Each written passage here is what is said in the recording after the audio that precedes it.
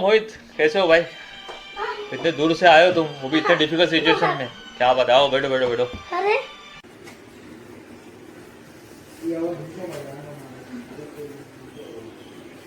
Good morning sir. Marks निकलने में थोड़ा रिलीफ हो। पहले हैंड सैनिटाइज कर लेता हूँ, बॉटल लेके घूम जाओ साथ में।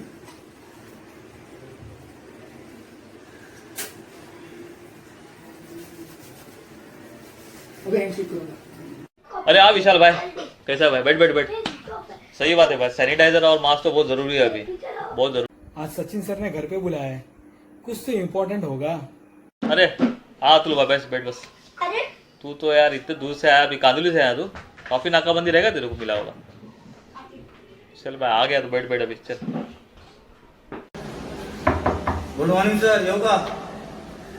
सचिन सर गुड मॉर्निंग, कसे आहात? काय करू, एकाच बिल्डिंग मध्ये राहून सर्व सेफ्टी बाळगणं खूप इम्पॉर्टंट आहे. सरकारला सहकार्य करू. भाई सर कसे आहात? अरे हाँ किरण, बैठ बैठ बैठ, बस बस। तू तो लिफ्ट से आया ना भाई, तेरे को ये नाकाबंदी मिला कि नहीं? लिफ्ट में नाकाबंदी नहीं था क्या? Welcome you all. इतने डिफिकल्ट सिचुएशन में आप सब लोग आज घर पे आए मेरे, वेरी गुड। तो अभी आए तो कुछ डिस्कस करते हैं, बैठते हैं ऐसे कुछ थोड़ा। मैं जो टॉपिक कवर कर रहा हूँ वो है इम्पोर्टेंस ऑफ अपलाइन। एक अपलाइन वर्ड में ही सब कुछ छुपा हुआ है। Upline is known as lifeline. Upline को माँ बाप बोलते हैं, दोस्त बोलते हैं, भाई बोलते हैं। और इस इंडस्ट्री में सबसे ज़्यादा जो इम्पोर्टेंट फैक्टर प्ले अगर करता है वो है अपलाइन। क्योंकि अगर एक बंदा जो इन होता है इस इंडस्ट्री में, नेटवर्क मार्केटिंग में, तो वो सपने जब लेके आता है, उसके कुछ सपने होते हैं जो शायद उसके लाइफ में पूरे नहीं हुए, और इस इंडस्ट्री में वो देखते हैं हाँ मुझे ये सपना यहाँ पर से पूरा हो सकता है। तब सबसे पहला उसको जो बंदा मिलता है, जो उसका हाथ थामता है, वो है उसका अपलाइन।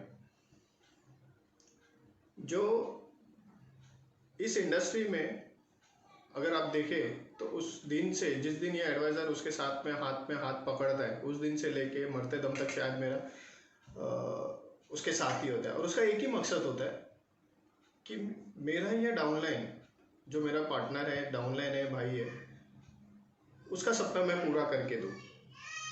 उसकी वजह से वो लाखों सैक्रिफाइसेस के थ्रू जाता है, अपने घरदार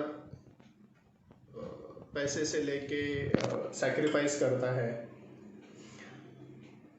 जिसकी वजह से उसको जो क्रेडिट मिलना चाहिए एक्चुअल में उसको वो क्रेडिट नहीं मिलता है।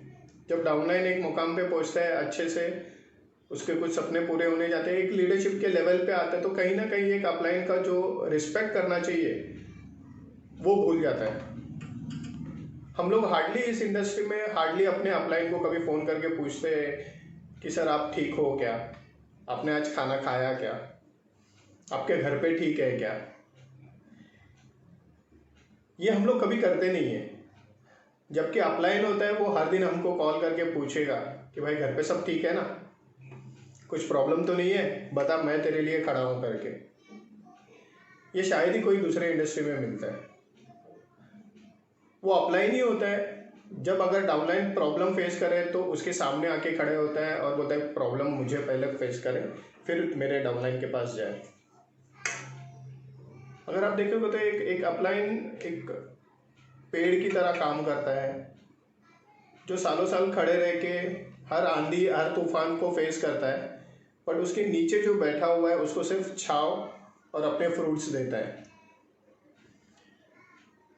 अपलाइन हमेशा, अगर मैंने जो देखा है कि जो क्रेडिट अपलाइन को मिलना चाहिए वो मिलता नहीं है।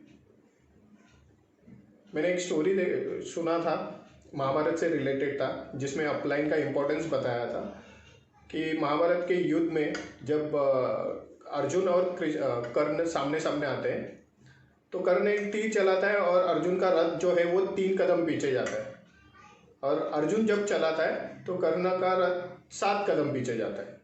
तब अर्जुन खुश होकर श्री कृष्ण को बोलता है, देखा मेरे तीर का पावर, मेरा कमाल। तो श्री कृष्ण बोलते, तूने जो देखा वो सत्य नहीं है, मैं जो देखा सत्य वो तेरे को बताता हूँ। तो बोलते, तेरे रथ के ऊपर कौन बैठा है देख। तो हनुमान जी वहाँ पर रहते हैं, और तेरे सारथी जो है वो मैं खुद हूँ। अगर इन दोनों को हटाया तो तेरा तीर का पावर क्या है ये तेरे को समझ में आएगा। श्री कृष्ण हनुमान जी को इशारा करते, हनुमान जी वहाँ से उड़ जाते हैं और खुद का जो वजन है वो 0 करते हैं। और इसके बाद जब कर्ण तीर चलाता है तो अर्जुन का रथ हवा में चला जाता है। तो ये सीन जब हो जाता है और नीचे आता है, तब अर्जुन एकदम आश्चर्य से पूछता है कि ये क्या हुआ। तब श्री कृष्ण बताते हैं क्योंकि तेरे साथ तेरा अपलाइन था, इस वजह से तू बच गया।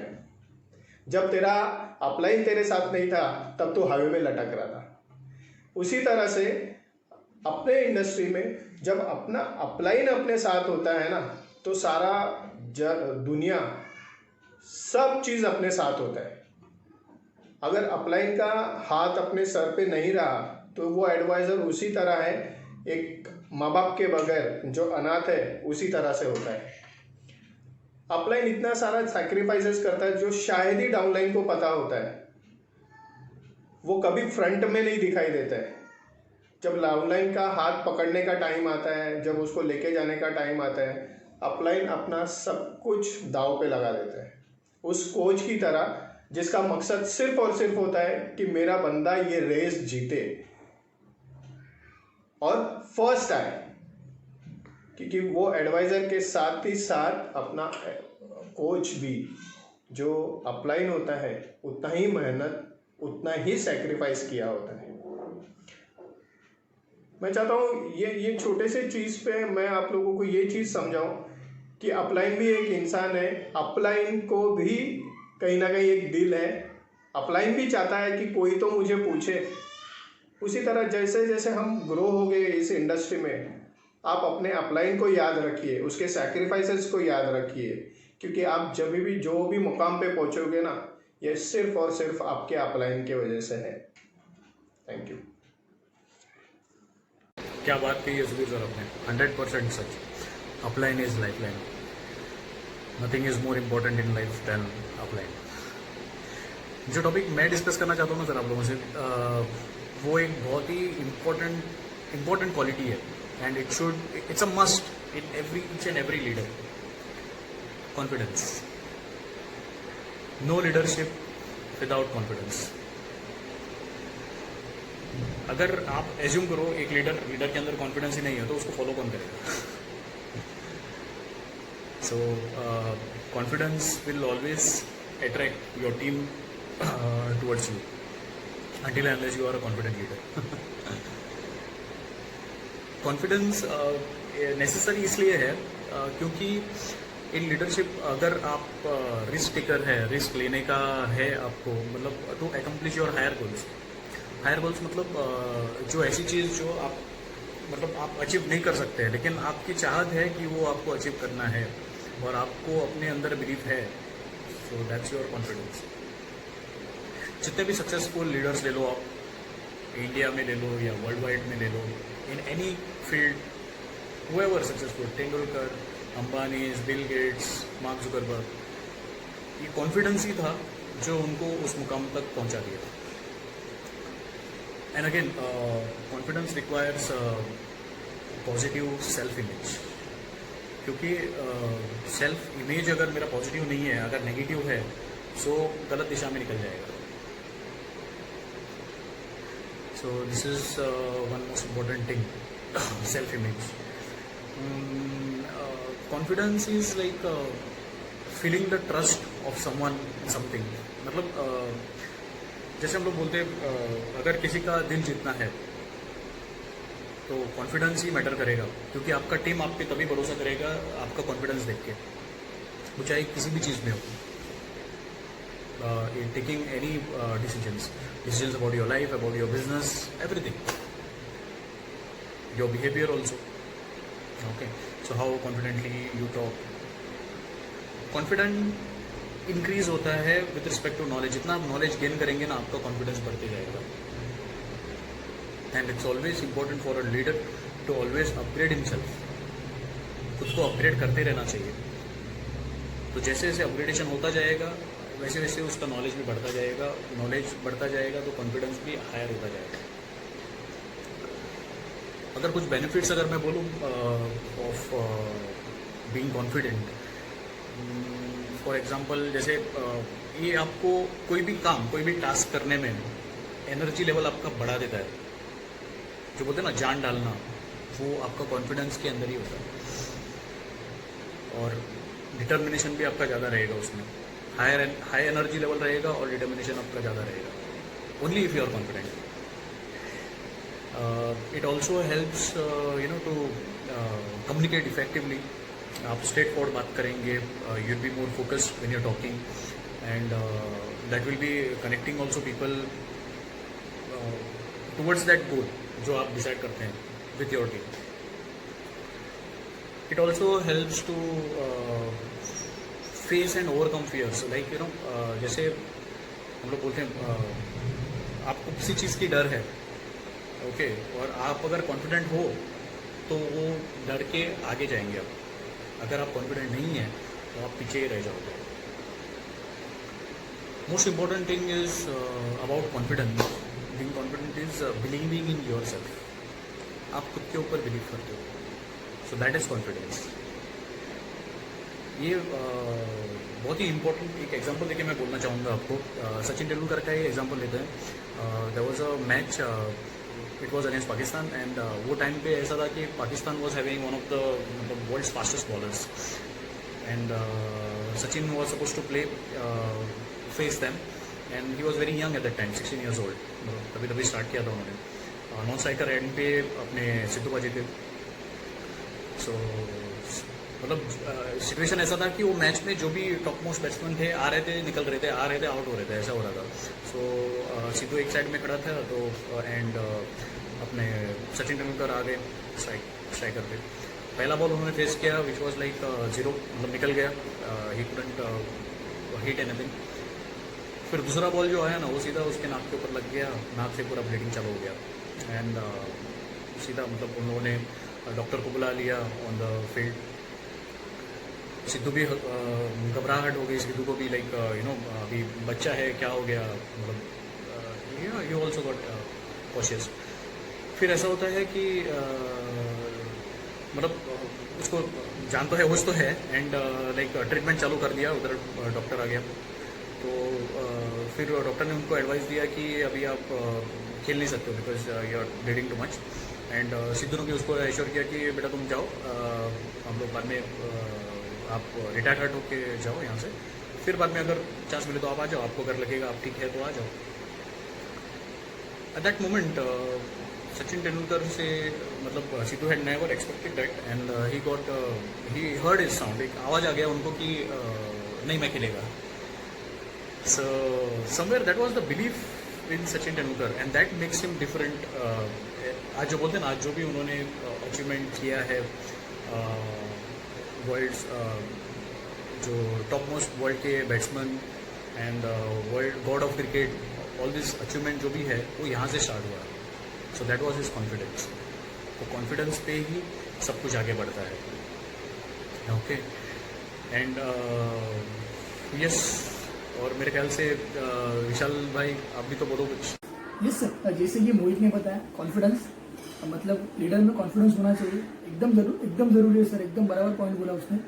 उसके बाद सर मैं और एक चीज़ मानता हूँ, लीडरशिप में और एक क्वालिटी होनी चाहिए, वो है ओनरशिप। मतलब ओनरशिप लेने की कैपेसिटी होनी चाहिए। ओनरशिप में से बिजनेस मेरा है, ये टीम मेरी है, ये प्लान्स मेरे हैं, ये सोसाइटी मेरी है, ये सारी चीज़ें एक्सेप्ट करने की कैपेसिटी होनी चाहिए। सर मैं किस्सा बताऊँगा। मैं एक सेमिनार ले रहा था SNET कॉलेज में, करीब 140 से 150 लोग थे वहाँ पे। मैंने उनको एक सवाल पूछा कि ये देश किसका है, ये देश किसका है? तो सारे लोग चिल्ला के जवाब दिए हमारा हमारा हमारा। उसके थोड़े टाइम बाद मैंने और एक सवाल पूछा कि वाइफ किसकी है, बीवी किसकी है? तो सब लोग बोले मेरी है। तो सर ये होता है ओनरशिप सर, वाइफ मेरी है मतलब मैं ओनर हूँ उसका, ये देश हमारा है, हम सबका है। मतलब ये डिफरेंसेस है ओनरशिप लेने में। इसी तरह अगर आप आपके टीम में बोलिए या फिर कभी मीटिंग में आपकी टीम से सवाल करेंगे, टीम को पूछा जाए कि बिजनेस किसका है, तो सारे लोग क्या जवाब देते, हमारा है सर, हमारा है। और वही चीज़ हमारे से अगर मेरा बोलेंगे ना, तो रिजल्ट में काफ़ी अच्छा फर्क गिरेगा। मतलब बिजनेस पॉइंट ऑफ व्यू से भी और एक एटीट्यूड के पॉइंट ऑफ व्यू से भी बहुत ज़्यादा फर्क गिरेगा। मतलब एक्सेलेंसी पाजी ने हमको सिखाया गया है कि ये कंपनी आपकी है, ये प्लान आपका है, ये ब्रोशर आपका है, ये सारी चीज़ मतलब एक टाइम पे ओनरशिप दिलाई थी। मतलब बताया गया था कि आई देखिए आप CEO, मतलब जो आपका यूजर ID है, जो एम्प्लॉय कोड या फिर आप एडवाइजर आईडी, आप उसके सीईओ मालिक हो उसके, मतलब ये ओनरशिप का एहसास दिलाएगा। उसी टाइम मालूम पड़ा कि मैं मेरे बिजनेस का ओनर हूँ। ये जब से मैं साइन अप हुआ हूँ तब से अभी तक ये मैंने जो काम किया हो या फिर जो बिजनेस किया हो, ये कभी ऐसा नहीं किया कि तिरुमला के लिए कर रहा हूँ। मेरे मुंह से कभी भी निकल के आया कि ये सोसाइटी मेरी है, ये बिजनेस मेरा है। मतलब ये ओनरशिप लेने की कैपेसिटी होनी चाहिए लीडर में। एक इसके ऊपर एक स्टोरी बताऊंगा मैं। एक बार सिविल सर्विसेज से 2 बंदे रिटायरमेंट ले लेते हैं, वॉलंटरी रिटायरमेंट ले लेते हैं, और रिटायरमेंट लेते हैं और अपने अपने रास्ते पे चले जाते हैं। 25 साल के बाद जो 2 बंदों ने रिटायरमेंट लिया था, उसमें से एक बंदा अपना खुद का बिजनेस सेटअप करता है और उसका बिजनेस लकीली अच्छे से चल जाता है। तो इतना अच्छा चलता है कि उसकी कंपनी 250-300 करोड़ की कंपनी बन जाती है, काफ़ी अच्छे से चल जाती है। एक दिन उसके ऑफिस में एक बंदा इंटरव्यू के लिए आता है। तो इंटरव्यू के लिए जो बंदा आता है ना, देखता तो कौन उसका दोस्त है जिसने साथ में रिटायरमेंट लिया था। तो वो बंदे का इंटरव्यू लेता है, तो उसको पूछता है कि अरे कंपनी तेरी है? तो बोलता हाँ ये कंपनी मेरी है। बोला कैसे क्या? अरे हम दोनों ने साथ में रिटायरमेंट लिया था वॉलंटरी, तूने भी VRS लिया, मैंने भी VRS लिया, तो मैंने मेरा बिजनेस सेटअप किया और तू? नहीं, मैं तो नौकरी करते जा रहा हूँ। अब तू आज यहाँ पे कैसा? और जो मालिक बनता है, जो बिजनेसमैन, वो पूछा तू आज यहाँ पे कैसा? नहीं यार, मैं पिछले कंपनी में जो नौकरी कर रहा था वहाँ पे थोड़ी मेरी अनबन हुई, तो मैं यहाँ पे आया हूँ इंटरव्यू के लिए। तो वो बंदा उसको इंटरव्यू में पास कर लेता है और नौकरी पे रखता है। तो थोड़े दिन गुजर जाते हैं, 15 दिन गुजर जाते हैं, महीना गुजर जाता है, 2 महीने गुजर जाते हैं। तो जो एम्प्लॉय बंदा है, जो उसका दोस्त, वो अपने मालिक से पूछता है कि वो याद है 25 साल पहले हम लोग एक ही इसमें काम करते थे? बोला हाँ, मुझे याद है सारी चीज़ें, हम दोनों साथ में काम करते थे और हम दोनों ने साथ में VRS ऑलरेडी रिटायरमेंट लिया था। बोला हाँ, तो वो याद है 25 साल पहले तेरे को भी 2000 सैलरी थी, मेरे को भी 2000 सैलरी थी? बोला हाँ, मेरे को पूरा याद है, वो साथ में काम करते थे। तो बोला लेकिन तूने इतनी बड़ी कंपनी खड़ी कर दी, तेरे नसीब बहुत अच्छे, तेरा लक बहुत अच्छा था। तो जो मालिक बंदा है वो उसको बोलता है देख, मैं तेरे से ये बात कभी छीनने वाला नहीं था, लेकिन आज तूने अगर मेरे को बोला, ये याद दिलाया है, तो मैं एक चीज़ बोलूँगा कि तेरे को याद है हम लोग हमारे कमरे से मेस की तरफ खाना खाने जा रहे थे दोपहर के टाइम पे?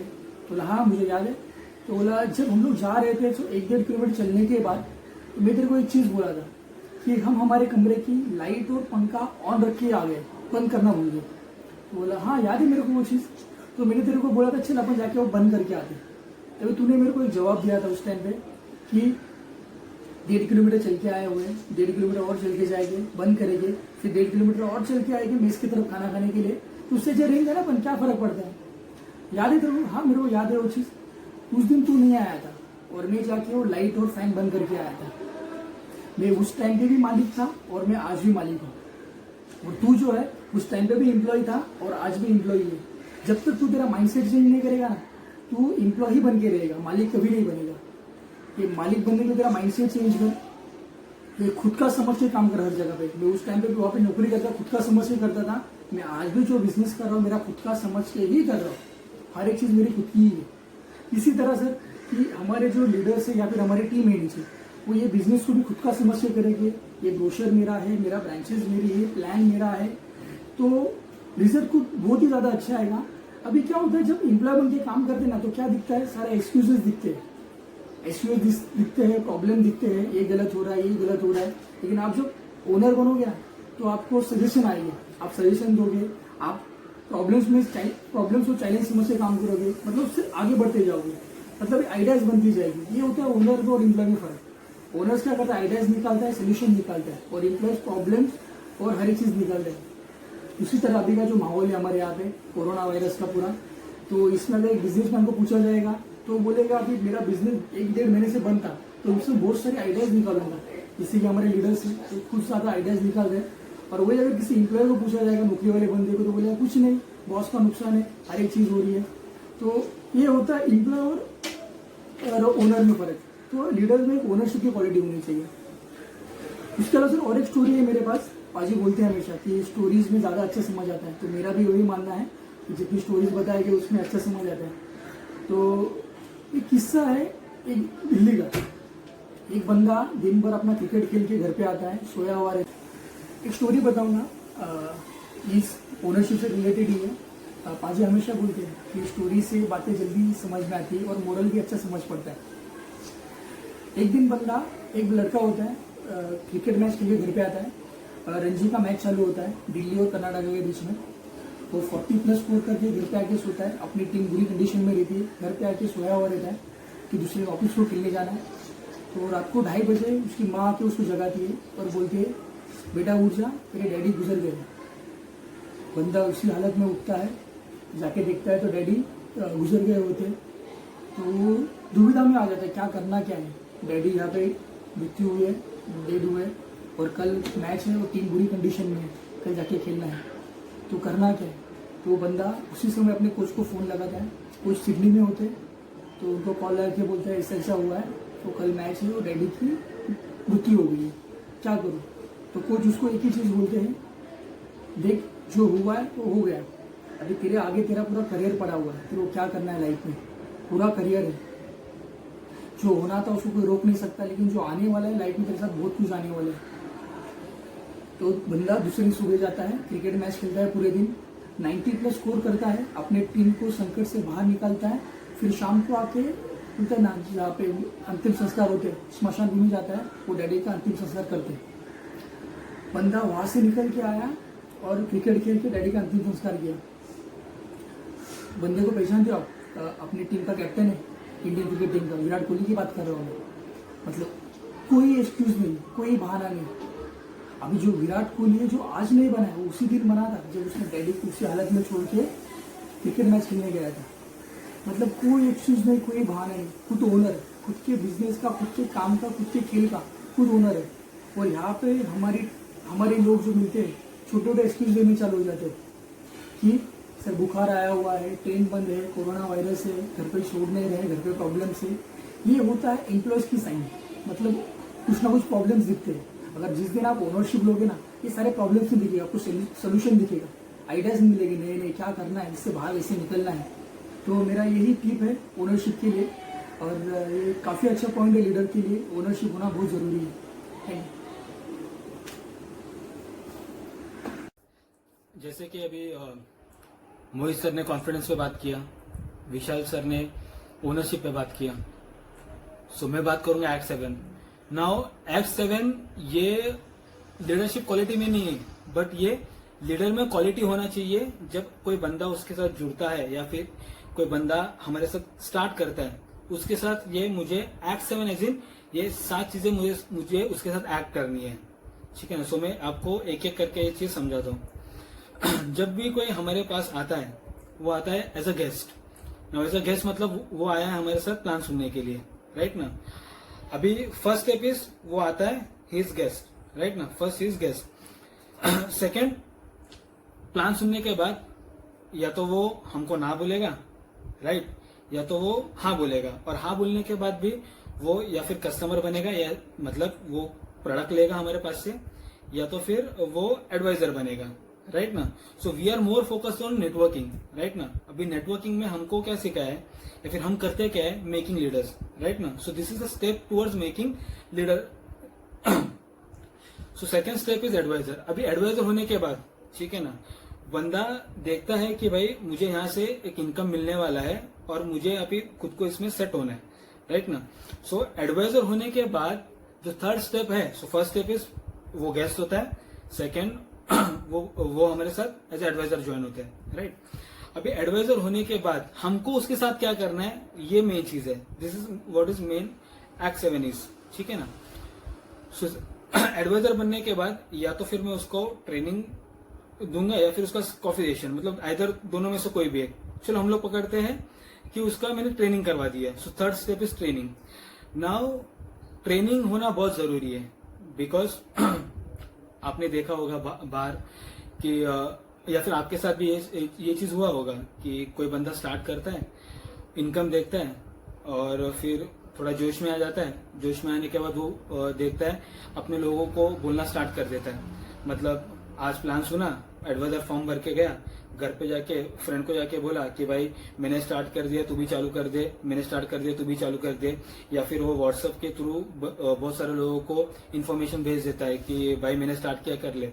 इसमें होता क्या है, अगर किसी बंदे ने उसको सवाल पूछ लिया, मानो एक बेसिक क्वेश्चन जो मैं एक बंदा स्टार्ट होता है उसको पूछता हूँ कि भाई सोसाइटी का रजिस्ट्रेशन नंबर क्या है, और बहुत सारे लोग आंसर नहीं दे पाते। सो ये बेसिक क्वेश्चन का अगर उसके पास आंसर नहीं है तो बट ऑब्वियस वो रहने वाला नहीं है, या फिर उसका जो जिसको उसने बताया है वो उसके साथ नहीं करेगा, और उसके दिमाग में एक थॉट आएगा कि भाई मैंने कुछ तो अलग स्टार्ट किया है, या फिर ये मुझसे होने वाला नहीं है, और फिर वो आहिस्ता आहिस्ता आहिस्ता आहिस्ता करके निकलने स्टार्ट हो जाता है, राइट ना। So training, why training is important, because training में हम ये सिखाते हैं कि बाबा आपने स्टार्ट किया है, ठीक है ना। आपने ट्रेनिंग भी दो टाइप का है, एक तो है बेसिक ट्रेनिंग, राइट, और एक है अपना 7 गोल्डन रूल्स ट्रेनिंग, राइट ना। सो बेसिक ट्रेनिंग में हम लोग उसको नॉलेज देते हैं कि बाबा what is credit society, right, what are different type of credit society, ठीक है ना। फिर उसके बाद बैंक और क्रेडिट सोसाइटी में डिफरेंस क्या है, राइट ना। हम किसको लोन दे रहे हैं, हम किसको सपोर्ट कर रहे हैं, राइट ना। उसके बाद बैंक और मेरा अपना डिफरेंस क्या है, उसके बाद अपना और बैंक का कैलकुलेशन, राइट। फिर हम लोग कितना ज्यादा दे कैसे पा रहे हैं, ये सारी चीज हम उसको बताते हैं एक ट्रेनिंग में, राइट। और 7 गोल्डन रूल का ट्रेनिंग में हम उसको बताते हैं कि भाई ये रास्ता क्या है, जो तूने स्टार्ट किया है, एक सपना देख के स्टार्ट किया है, जो अचीव करना है, वहां से तुम कहाँ तक पहुंच सकते हो। सो ये दो जो ट्रेनिंग है वो एक एडवाइजर को होना ही चाहिए, मतलब वो जब स्टार्ट करने के बाद उसका ये ट्रेनिंग होना ही चाहिए। अदरवाइज उसको बोलो ही मत कि भाई तुम किसी को जाके बताओ, बिकॉज एक बंदा जाके 10 लोगों को बोलेगा और 10 लोग उसका सुन के या फिर उसके पास प्रॉपर नॉलेज नहीं होगा, तो फिर वो बंदा 10 ना, नेटवर्किंग में एक रूल है, मतलब ये एवरेज रूल है कि भाई जब कोई बंदा 4 ना सुनता है तो वो निकल जाता है, और ये 4 लोग उसके मतलब क्लोज होते हैं, या फिर फ्रेंड रहेगा, या तो फिर कोई फैमिली रिलेटिव रहेगा, या फिर कोई घर वाला रहेगा। सो 4 ना सुन के वो निकल जाता है। सो उसके साथ भी ये हो सकता है। तो उसको ज्वाइन होने के बाद उसको एक चीज बोलना है कि भाई अभी तू किसी को कुछ बता मत, पहले आप ट्रेनिंग बैठो, पहले आप सीखो कि ये सिस्टम क्या है, हम क्या कर रहे हैं, उसके बाद आप जाके किसी बंदे को जाके बताओ, ठीक है ना। और आप भी नहीं, उसके साथ उसका अल्टीमेट इमीडिएट या फिर जो उसके साथ काम कर रहा है वो अपलाइन उसके साथ होगा समझाने के लिए, राइट। सो एडवाइजर होने के बाद उसका ट्रेनिंग होना is very very very must. उसको ऐसे ही भेजो मत बाहर प्लान करने के लिए, राइट। अभी ट्रेनिंग होने के बाद एक बंदे के दिमाग में ये चीज आ गया कि भाई अभी मुझे करना क्या है, या फिर बैंकिंग और अपना क्रेडिट सोसाइटी का उसको डिफरेंस समझ में आ गया, या फिर अदर जो इन्वेस्टमेंट ऑप्शन है उसका उसको डिफरेंस समझ में आ गया, राइट। और उसका ड्रीम जागे हो गया 7 गोल्डन रूल से कि भाई मेरे को यहाँ पर करना क्या है, राइट ना। उसके बाद अल्टीमेटली या फिर एकदम फटाक से आप उसका कॉफी सेशन आपके वी काउंसलर या फिर एवीपी के साथ आप अरेंज करवा दो। नाउ कॉफी सेशन, अभी बहुत लोगों को कॉफी सेशन ऐसा लगता है कि भाई किसी होटल में, मतलब नए बंदों को लगता है कि भाई किसी होटल में बुला के कॉफी वॉफी पीना है, सिर्फ सीनियर को मिलना है। नहीं, कॉफी सेशन का मतलब है कि एक बंदे का अपने सीनियर के साथ एक मीटिंग, एक एडवाइजर का अपने सीनियर के साथ मीटिंग, एडवाइजर सीनियर अपने बारे में इंफॉर्मेशन देते हैं, सोसाइटी के बारे में इंफॉर्मेशन देते हैं, विजन दिखाते हैं, अपना खुद का एक्सपीरियंस शेयर करते हैं, मतलब कहाँ से स्टार्ट किया था और आज यहाँ तक कैसे पहुंचे, एक वे बताते हैं, एक बंदे में विजन फिट करते हैं, एक बंदे को रास्ता दिखाते हैं, एक ट्रस्ट दिलाते हैं कि भाई हम आपके साथ हैं। और ये होता है कॉफी सेशन। और कॉफी सेशन मतलब हम जो हमने सीखा है या फिर हमको बताया गया या फिर हम आज भी हम करते हैं, एवरी 15 डेज कॉफी सेशन होना चाहिए। Now why every 15 days coffee session? Because जब बंदा स्टार्ट करता है ना, लाइक आई सेड कि बहुत सारे लोगों को जाके वो मिलता है, फिर बहुत सारे उसको ना करके वो ऐसे फ्रस्ट्रेट होता है, तो ना सुन के और फ्रस्ट्रेट होता है। पर जब जितना आप अपने अपलाइन के साथ या फिर जितना आप उसका कॉफी सेशन करवाते हो, वो इतना टच में रहता है, उसको एक पॉजिटिव वाइब्रेशंस मिलता है, उसको एक पॉजिटिव एनर्जी मिलता है, एक सपोर्ट मिलता है, और उसको लगता है कि हाँ भाई मेरे साथ कोई तो है जो मुझे इस मुकाम से बाहर निकालेगा और कहीं ना कहीं पे जाके पहुंचा देगा।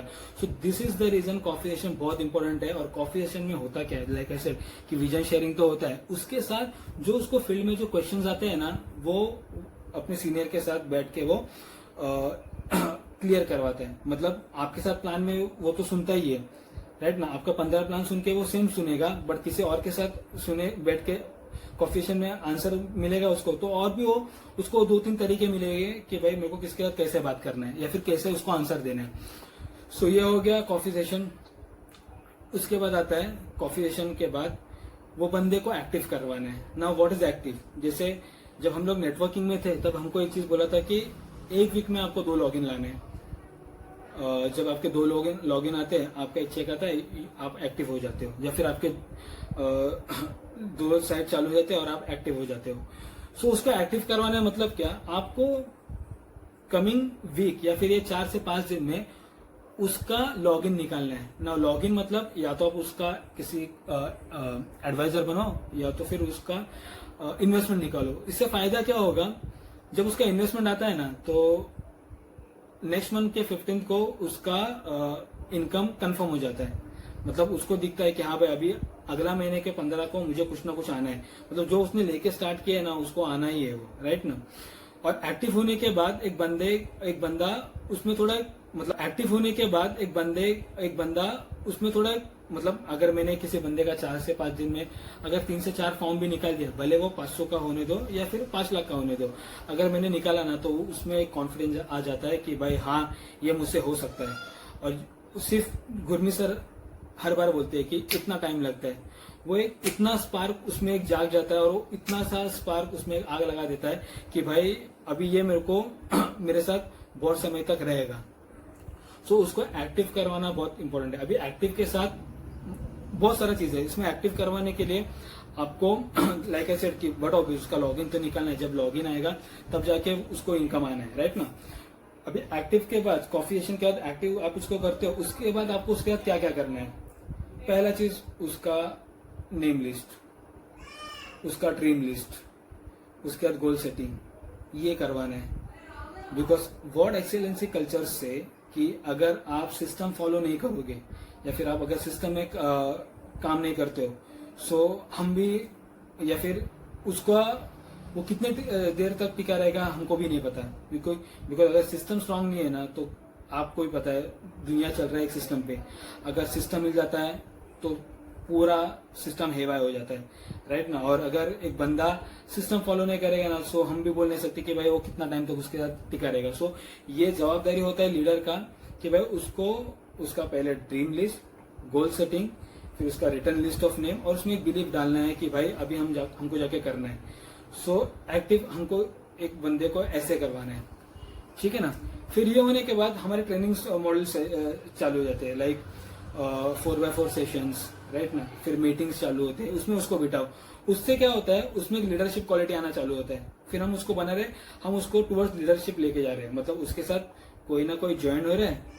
बिकॉज गुरमीत सर हमेशा बोलते हैं कि अगर आपके साथ एक भी बंदा जुड़ता है ना तो आपने वो बंदे का जिम्मेदारी लिया है कि आप उसका घर चलाएगा, और जिम्मेदारी वही चलाता है जो लीडर होता है, राइट ना। सो आपको उसको लीडरशिप लेवल पे लाना है। उसके लिए we have different models of training, like basic 4x4, then advance 4x4, फिर मीटिंग्स। ये कर करके वो एक बंदा एक लीडरशिप क्वालिटीज में आना चालू होता है। और उसके बाद वो पेन हाथ में लेता है, पेन से मार्कर पे आता है और मार्कर से देन वो माइक पे जाता है। सो ये अपना रिस्पॉन्सिबिलिटी होता है कि फटाक से उसको या फिर जल्द से जल्द उसको मेरे बंदे का 10 प्लान करके उसको बोलेगा कि भाई 11वां प्लान तू ले, बिकॉज तेरे को पेन पे आना है। फिर पेन से तेरा journey is marker which is we called coming towards leadership. Because जब आप ट्रेनिंग लेना स्टार्ट करते हो, जब आप ग्रुप सेमिनार लेना स्टार्ट करते हो, तो आप जाके देखते हो कि भाई एक लीडर रेडी हो रहा है। और एक्टिव के बाद जो 6th स्टेप है दैट इज बिकमिंग लीडर, या फिर लीडर बनाना है उसको, ठीक है ना। सो लीडर उसको बनाना है। फिर उसके बाद जब वो लीडर बनता है, जब उसके बाद एक टीम बनता है, अभी जो 7th स्टेप है ना दैट इज वी कॉल्ड कि आप अभी ऐसे मुकाम पे पहुंच गए हो कि जब जाके आप आते हो माइक पे। मतलब मैं लीडर बन गया, 6th स्टेप इज लीडर।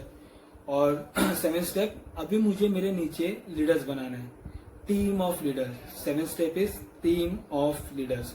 मतलब जैसे मेरे साथ हुआ है वैसे मुझे मेरे साथ जो लोग जुड़े हैं उनको करवाना है, मुझे उनको लीडरशिप पे लाना है। और मेरे नीचे मल्टीपल्स लीडर होने चाहिए।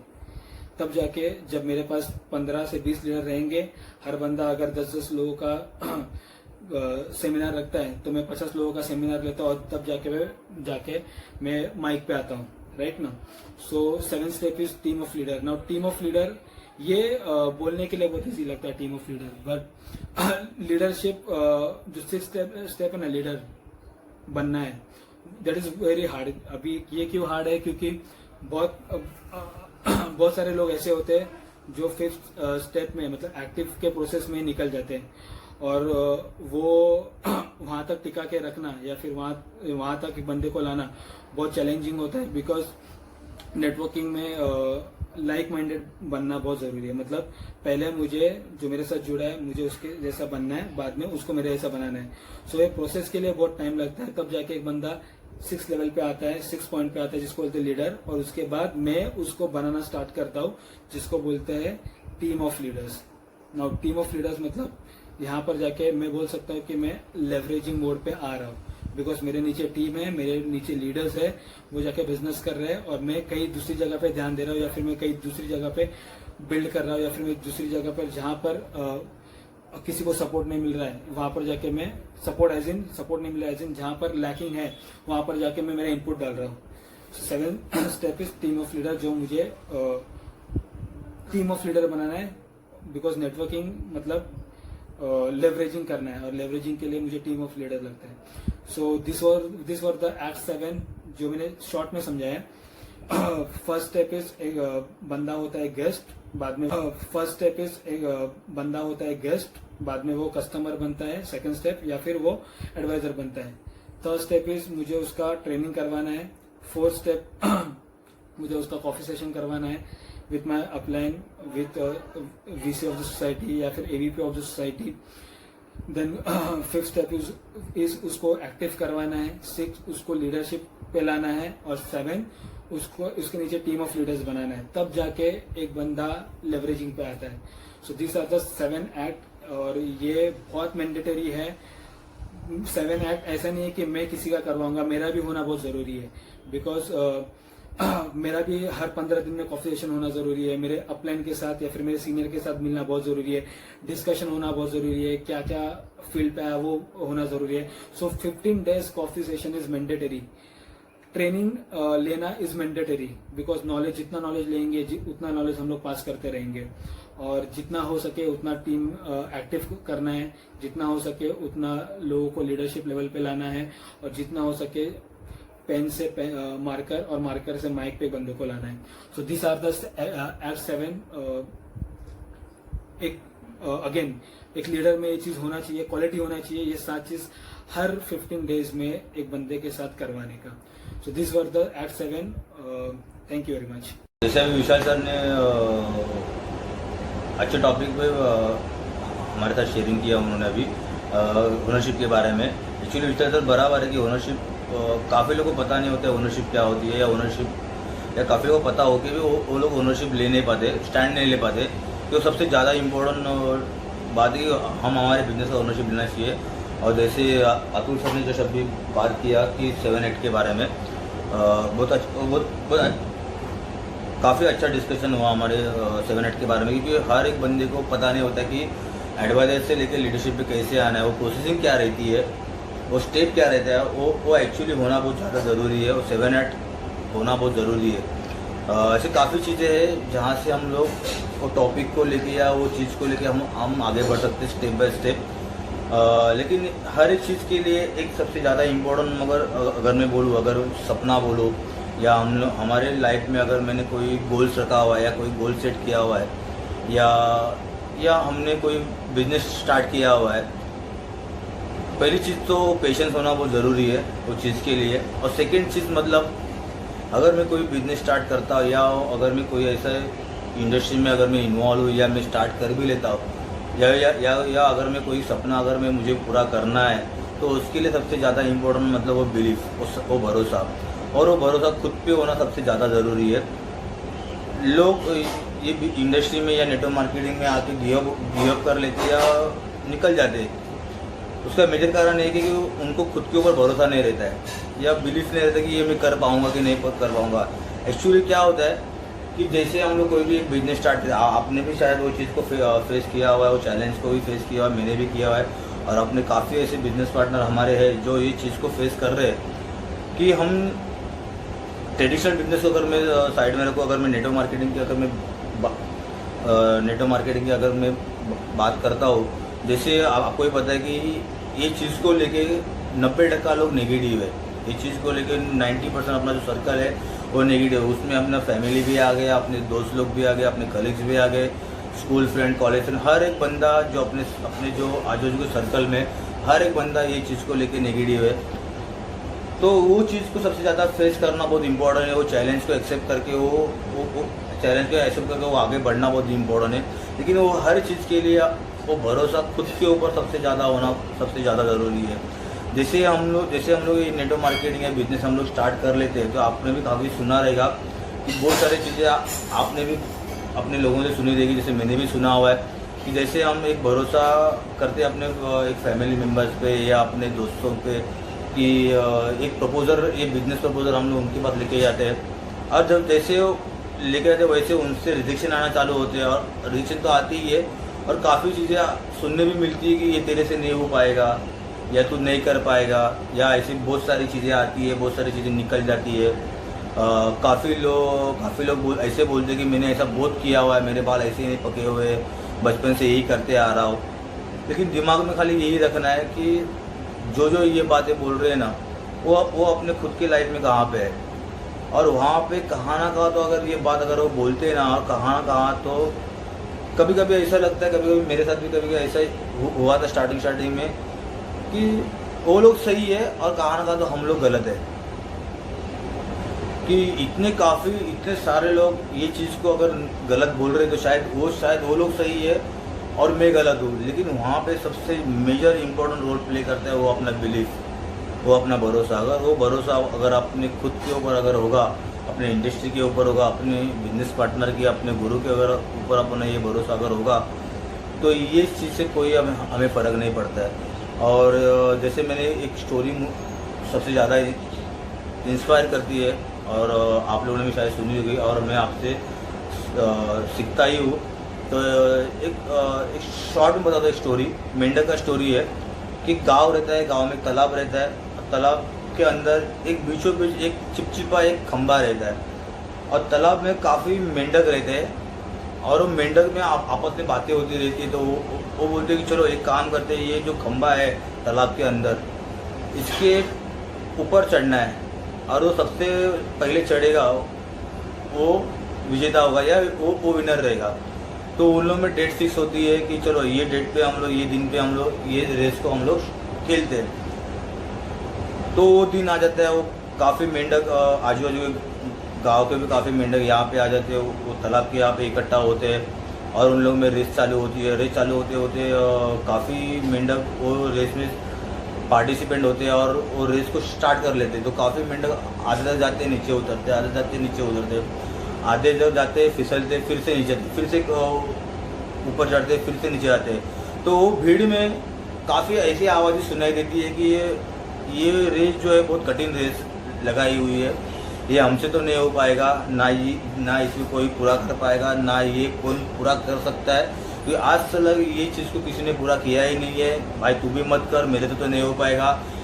काफ़ी लोग ट्राई करते, चढ़ते उतरते, चढ़ते उतरते, काफ़ी लोग ये चीज़ को प्रोसेसिंग करते रहते, वो रेस में भाग लेते रहते। उसमें एक छोटा मेंढक रहता है, और सेम वो भी वही करते रहता है, वो चढ़ता है फिसलता है, चढ़ता है फिसलता है, और धीरे धीरे वो टॉप पे जाके वो विन हो जाता है। जैसे ही वो नीचे आता है तो जितने भी काफ़ी मेंढक रहते हैं वो लोग उसको घेर के खड़े होते हैं, और उससे बात करते हैं, भाई ये जो चीज़ किसको अभी तक कभी किसी ने पूरा किया ही नहीं, या कोई आज तक ये खंबे पे कोई चढ़ पाया ही नहीं, या बहुत सबसे कठिन परीक्षण या सबसे कठिन रेस था ये भाई तूने कैसे पूरा किया।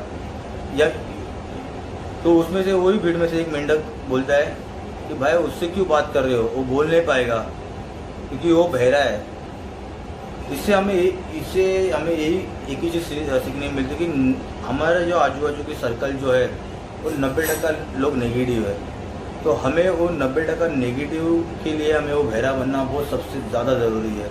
और एक चीज़ वो मेंढक में और थी कि उसको खुद के ऊपर भरोसा था कि मैं वो खंबे पे मैं चढ़ पाऊँगा, क्योंकि उसको रोकने वाला या उसको टोकने वाला कोई नहीं था, क्योंकि वो बहरा था। तो उसको भरोसा था कि मैं वो खंबे तक चढ़ पाऊंगा। तो लाइफ में हमें भी यही करना है कि हमें खुद के ऊपर भरोसा रखना है। और 90% के लोगों के लिए पहले हमें सबसे पहला हमें वो बहरा बनना है। और हमारे बिजनेस के लिए, हमारे फील्ड के लिए जो हमने सपने देखे, जो हम लोगों ने जो गोल सेट किए, उसके लिए सबसे ज़्यादा इम्पोर्टेंट मतलब खुद के ऊपर भरोसा होना सबसे ज़्यादा ज़रूरी है। उसके बाद सब प्रोसेसिंग है, जैसे ट्रेनिंग्स हो गया, कैंप्स हो गया, मीटिंग्स हो गए, 4x4 हो गया, जो हमारे अपलाइन ने, हमारे गुरु ने जो सेटअप किया हुआ है, बस उसके ऊपर भरोसा रख के हमें वो स्टेप को आगे बढ़ाते जाना है। मैंने ही पढ़ा हुआ है बुक में या यूट्यूब में देखा हुआ है, हम लोगों ने सबने वो चीज़ को पढ़ा हुआ है। उस सक्सेसफुल हर इंसान के बारे में, जैसे अपने राइट्स ब्रदर्स हो गए या सचिन तेंदुलकर हो गए, धीरूभाई अंबानी हो गए, ऐसे काफ़ी सक्सेसफुल की स्टोरी हम लोगों ने पढ़ी हुई है। तो हर एक बंदे के लिए लाइफ में उनके लिए वो चैलेंजेस आए थे, वो हर एक आए थे, वो हर चैलेंज को उन्होंने फेस किया था। वो मतलब कि लोगों का रिजेक्शन, लोग उनके ऊपर काफ़ी लोग हंसे थे, काफ़ी लोगों ने उनके ऊपर भी बोला था कि ये तू कर नहीं पाएगा, या तेरे से ये नहीं हो पाएगा, या तू बिजनेस नहीं कर पाएगा, या तू क्रिकेट नहीं खेल पाएगा। ऐसे काफ़ी हम लोगों ने स्टोरी से पढ़ा हुआ है। लेकिन हर सक्सेसफुल में एक ही चीज़ कॉमन सबसे ज़्यादा इम्पोर्टेंट था कि वो मतलब भरोसा, वो भी खुद के ऊपर भरोसा कि ये मैं कर सकता हूँ या मैं ये कर पाऊँगा। बस हमें भी ये इंडस्ट्री में या नेटवर्क मार्केटिंग के बारे में अगर मैं बात करूँ कि हमें भी ये चीज़ को अगर आगे बढ़ना है तो पहले खुद के ऊपर भरोसा होना सबसे ज़्यादा ज़रूरी कि ये मैं करूँगा या मैं कर पाऊँगा या ये मैं कर सकता हूँ। बस खुद के ऊपर ये भरोसा होना सबसे ज़्यादा इम्पोर्टेंट है। बाकी सब अपने गुरु है, बाकी अपने बिजनेस पार्टनर है, इंडस्ट्री है, और अपने सपने हैं, और हर चीज़ के ऊपर हमें भरोसा होना सबसे ज़्यादा ज़रूरी है। और सबसे इम्पोर्टेंट मतलब खुद के ऊपर भरोसा होना सबसे ज़्यादा इम्पोर्टेंट है। बात किया आप लोगों ने सबने, बहुत बढ़िया बात किया। सुधीर सर तो all time best. Upline definitely, upline is very important है। अपलाइन के बिना तो कुछ पॉसिबल ही नहीं। एंड देन मोहित ने भी बढ़िया बात किया, कॉन्फिडेंस बहुत ज़रूरी है इस बिज़नेस में।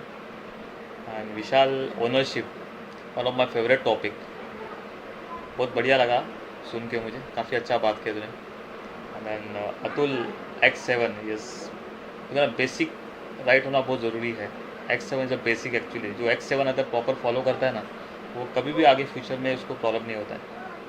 अगेन किरण, बिलीफ वेरी इंपॉर्टेंट है। विश्वास खुद पे होना बहुत ज़रूरी है, उसके बिना कुछ पॉसिबल नहीं। So my topic is decision making. Here we are all entrepreneurs, right? And I think as an entrepreneur, decision making plays a very big role, because when you are running a big organization, you have to take a right decision at the right time. If you see a lot of organizations in the world who didn't succeed actually, जो success नहीं हुए हैं, one of the reason is wrong decisions.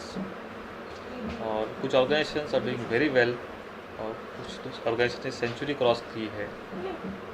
तो one of the reason is right decision at the right time taken. So as a entrepreneur you should be good enough to take decisions at the right time. अभी decision देते वक्त it's very easy to take a decision between the right and wrong, but when it's comes to right and more right, और wrong और more wrong, is difficult. Sometimes it's more difficult when both are equal. So which is the right thing? So there are some situation will come where it will be very tough for you to take a decision.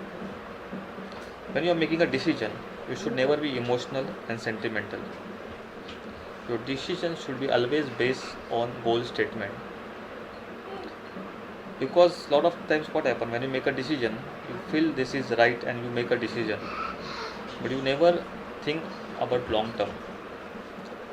Because when you are making a decision, I feel you should think of your goals, what you have set. Or every organization has a goal and the vision.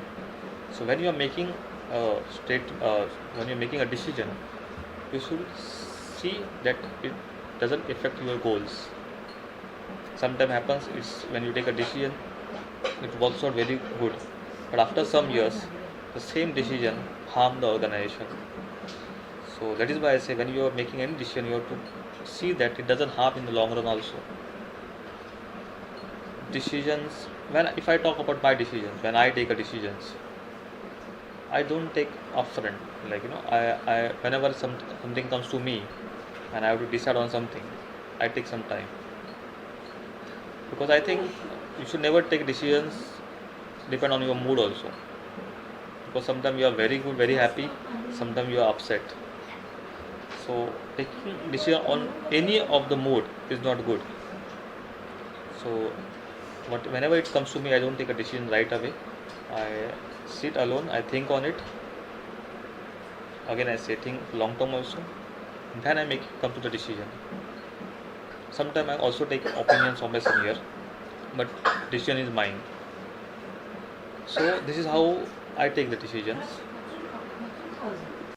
Taking decision is not only important, taking a decision at the right time is very important. If I give some example, like like in cricket, every batsman plays a very good stroke, but the batsman who hit at the right time score a very good runs and success in his life. So everyone plays a good stroke, but right timing is very important. Again, as a captain, when he is selecting a team, that is also a big decision for him. So selecting a right team is also a big task. Even in the organization, when you are running an organization, you have to select the right team, the right person at the right time. If I talk about the current scenario, which is going all over the world right now, that is coronavirus. All the countries in the world are taken only one decision, that is lockdown. Most of the countries, I think almost all countries are locked down right now. But the entire world is saying that the Indian Prime Minister Modi ji has taken a right decision, whereas the same decision has been taken with the entire country, entire world. Then why Modi ji is on this right? The reason behind is he has not only taken the decision, he has taken the decision at the right time. That is why the world is saying that he has taken the right decision. So taking decision at the right time is very important. So when you are an entrepreneur running an organization, make sure you take a right decision at the right time. Thank you. काफ़ी अच्छा लगा अपने को मिल के आज, है ना. काफ़ी टाइम के बाद मिले अपन आज. बहुत अच्छा टाइम स्पेंडिंग हुआ, काफ़ी कुछ सीखने मिला अपने को. ऐसे मिलते रहेंगे. नेक्स्ट वीक फिर से मिलते हैं अपन, है ना. ठीक है, चलो then, bye, see you, bye bye bye.